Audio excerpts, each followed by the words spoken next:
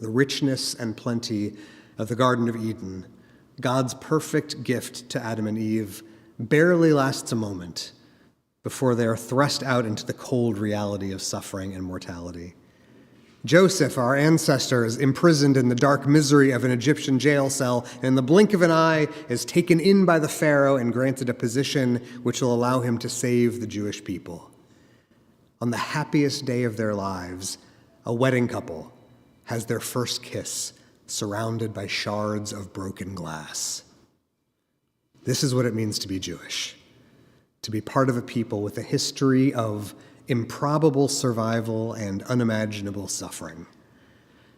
The architecture of Jewish history takes the shape of a wave, each downward slope containing the momentum that will carry us upward, up the ascent that will shortly follow.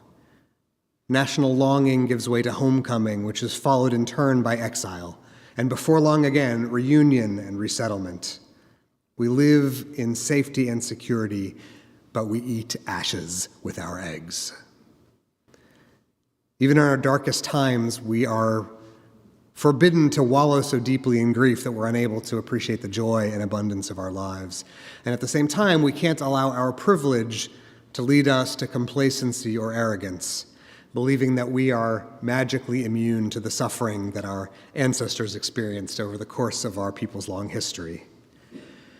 And if we're wise, if we are spiritually adept and perceptive, we can turn our own dark and difficult history into a newfound sense of sympathy and sensitivity for those with names and stories different from our own, those in other lands whose suffering speaks a different language from our own.